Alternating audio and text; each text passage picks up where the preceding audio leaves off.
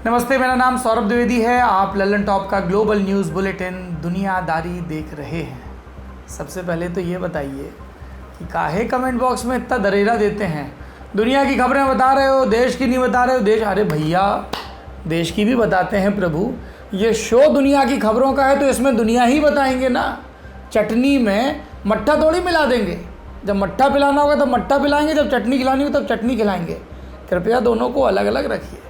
गुस्सा है किसी चीज़ से, उम्मीद है किसी बात से, तो उसको बयां करिए, पर देख तो लीजिए किस खांचे में क्या तलाश रहे हैं।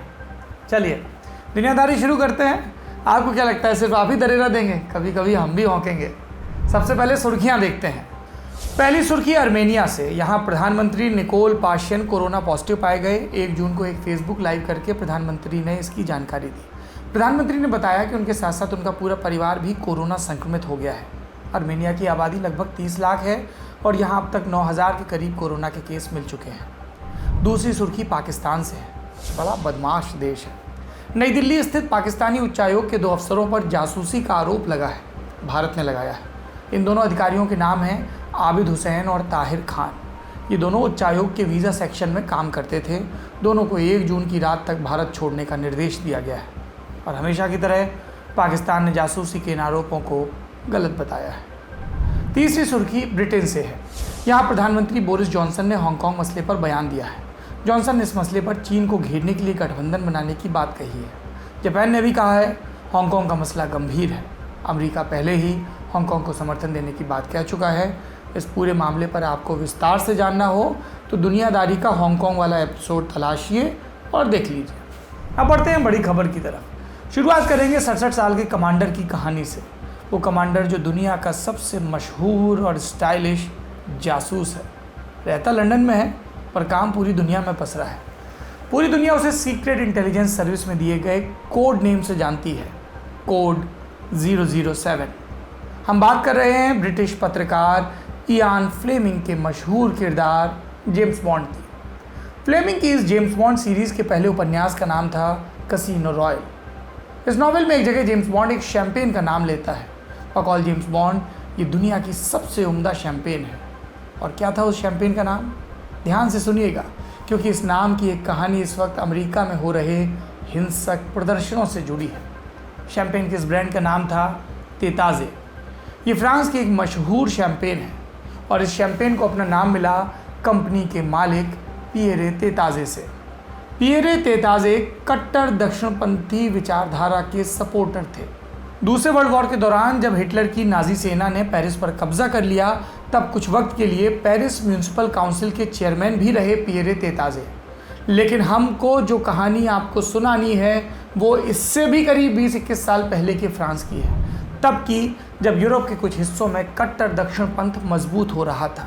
कई दक्षिणपंथी संगठन बन रहे थे। इनमें से एक का नाम था ज्यूनिस पत्रियोट्स। फ्रेंच भाषा की इस टर्म का क्या मतलब होता है? ज्यूनिस पत्रियोट्स, इसका मतलब होता है देशभक्त युवा, पैट्रियोटिक यूथ।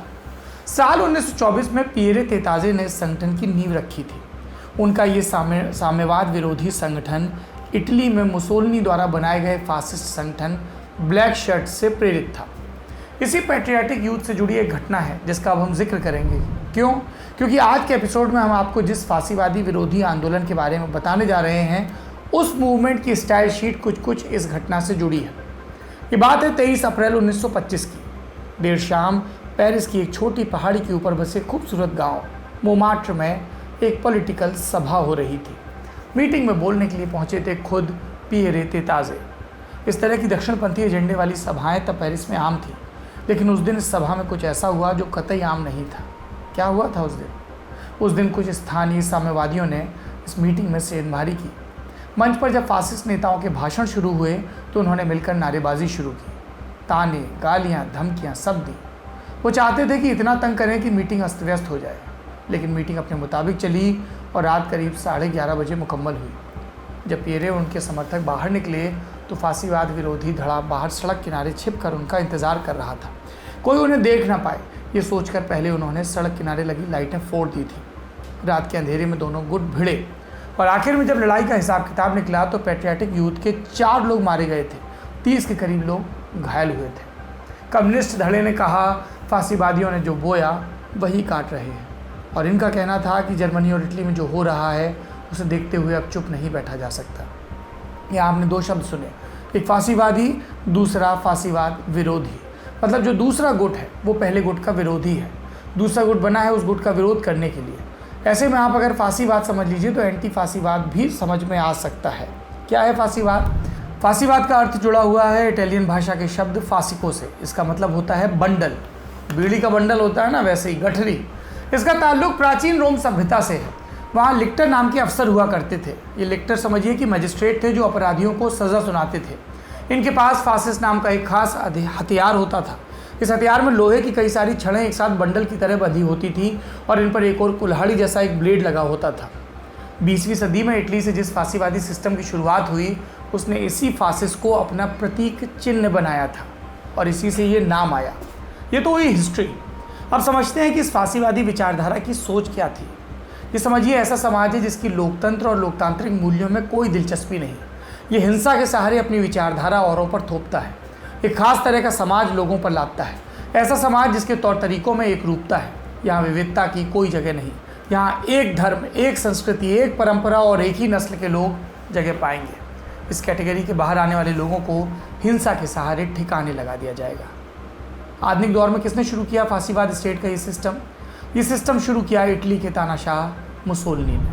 1919 में मुसोलिनी ने फांसी इटालियानी दी कॉम्बैटिमेंटो नाम का एक संगठन बनाया। इस पर ज़बान फिसल सकती है, दोबारा बोलता हूँ, फांसी इटालियानी दी कॉम्बैटिमेंटो ये संगठन का नाम था। और इस संगठन का प्रतीक चिन्ह वही प्राचीन रोमन सभ्यता वाला फासिस हथियार।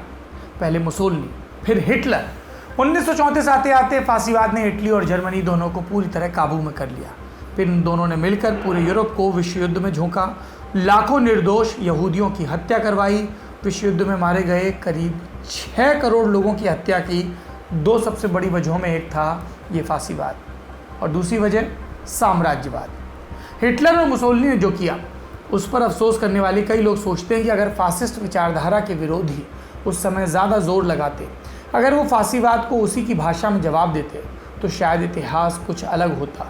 और इसी तर्क को आधार बनाकर कई लोग 21वीं सदी में सक्रिय कट्टर दक्षिणपंथी संगठनों से भिड़ रहे हैं। कौन है ये लोग? ये हैं एंटी फासिस्ट, जिनके एक असंगठित मूवमेंट का नाम है एंटीफा।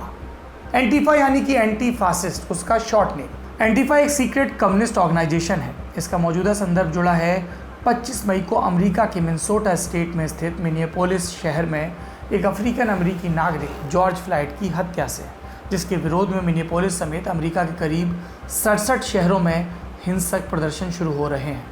माहौल इतना ख़राब है कि कुछ देर के लिए राष्ट्रपति ट्रंप को भी सीक्रेट बंकर में छिपना पड़ा। और यही ट्रंप इन हिंसक घटनाओं के पीछे एंटीफा का हाथ बता रहे हैं। उन्होंने ट्विटर पर ऐलान किया है कि एंटीफा को आतंकवादी संगठन का दर्जा दिया जाएगा।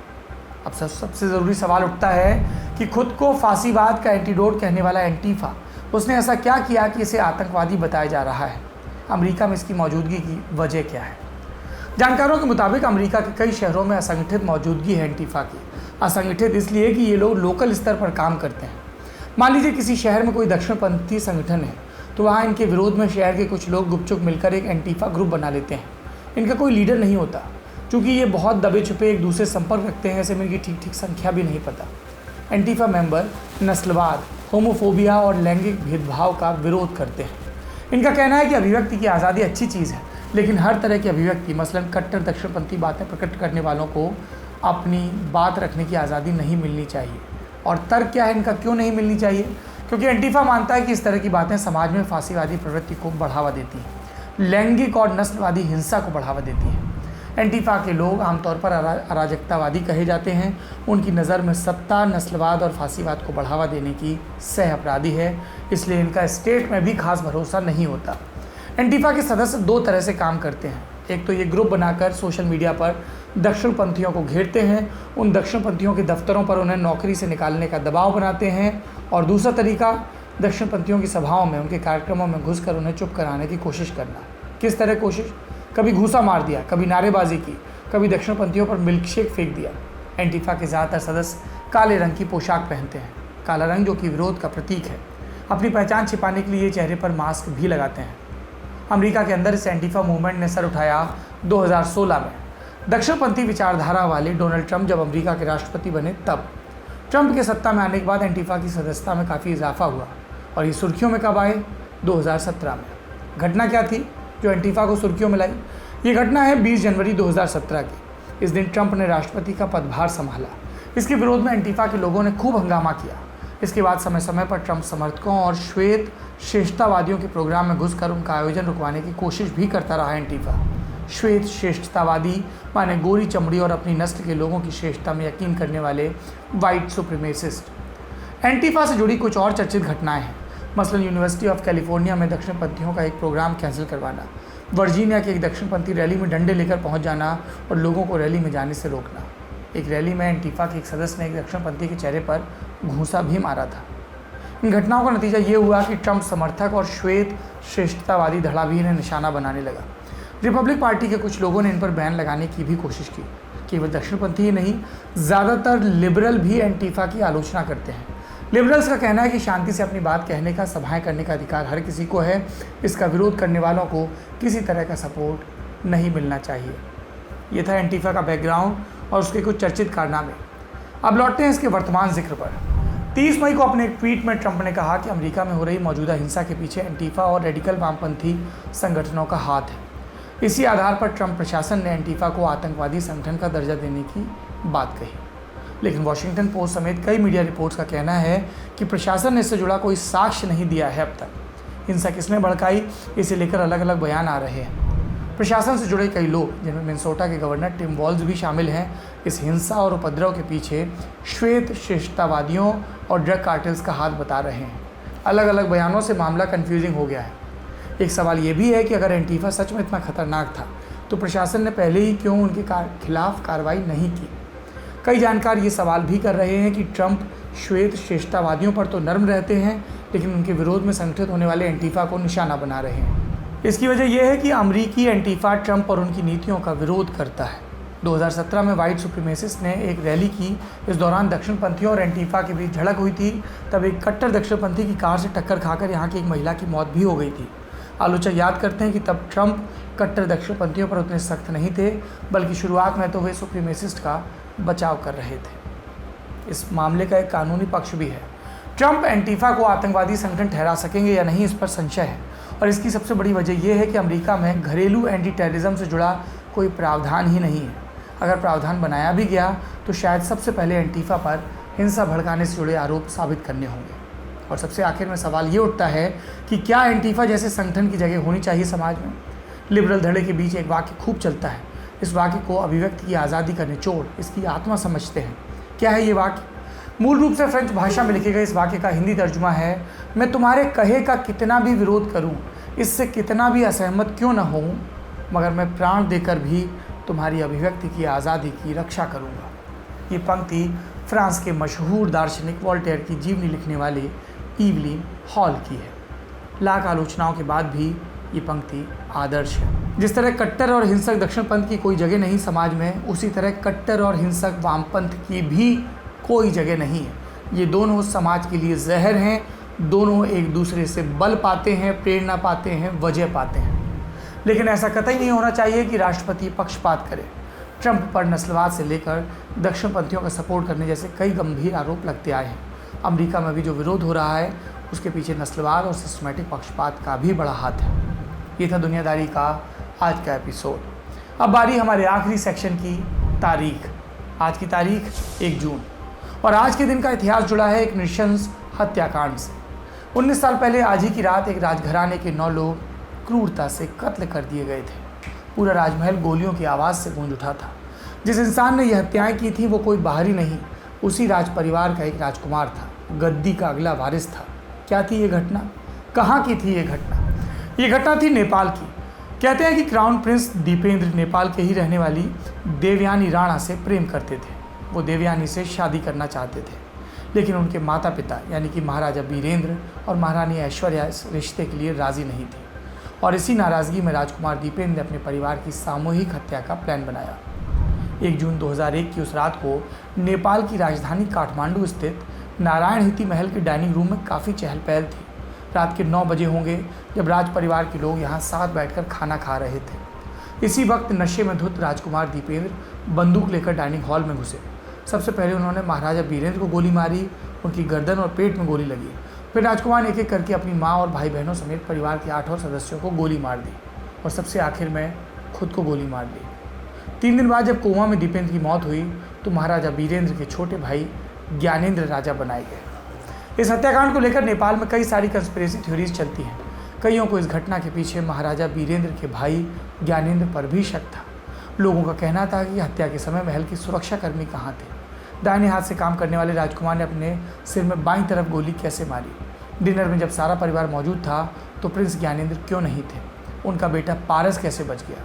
कईयों ने इस घटना के पीछे दूसरे देशों का हाथ होने की बात भी कही, लेकिन सरकार द्वारा कराई गई जांच में इस नरसंहार के पीछे राजकुमार दीपेंद्र को ही दोषी बताया गया।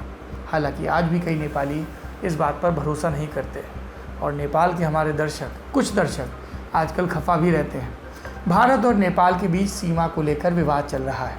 ये विवाद आपसी बातचीत से सुलझा लिया जाएगा।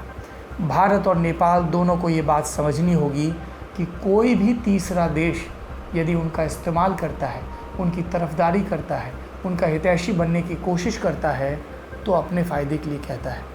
भारत और नेपाल का रिश्ता एक पड़ोसी का रिश्ता नहीं है। ये वो रिश्ता है जो साझा संस्कार का है, साझी संस्कृति का है। जैसे 2 भाई होते हैं वैसा ये रिश्ता है और इस रिश्ते में थोड़ी बहुत खटर पटर हो, लेकिन एक दूसरे के लिए क्रूरता, हिंसा, वैमनस्यता इसकी जगह नहीं होनी चाहिए। नेपाल के कुछ दर्शक इसलिए भी नाराज़ हैं कि हमने जब एडमंड हिलेरी और तेनजिंग का किस्सा सुनाया तो उन्हें भारत का बताया। तेनजिंग पैदा नेपाल में हुए लेकिन मरे भारत के नागरिक के तौर पर दार्जिलिंग में। तो कन्फ्यूजन किस बात का है? आपका अपना तथ्य है, हमने एक तथ्य और बता दिया। संवाद करिए, शिकायतें हैं तो भी करिए, लेकिन बात और सिलसिला बात का जारी रहना चाहिए। आज की दुनियादारी में इतना ही। शुभ रात्रि। इतनी रेलें चलती हैं भारत में, कभी कहीं से भी आ सकती हो मेरे पास। कुछ दिन रहना इस घर में जो उतना ही तुम्हारा है। तुम्हें देखने की प्यास है गहरी, तुम्हें सुनने की। कुछ दिन रहना जैसे तुम गई नहीं कहीं। मेरे पास समय कम होता जा रहा है मेरी प्यारी दोस्त। घनी आबादी वाला देश मेरा, कितनी औरतें लौटती हैं शाम होते ही अपने अपने घर। कई बार सचमुच लगता है तुम उनमें ही कहीं आ रही हो। वही दुबली देह, बारीक चारखाने की सूती साड़ी, कंधे से झूलता झालर वाला झोला और पैरों में चप्पलें। मैं कहता पहनो जूते खिलाड़ियों वाले, भाग दौड़ में भरोसे के लायक।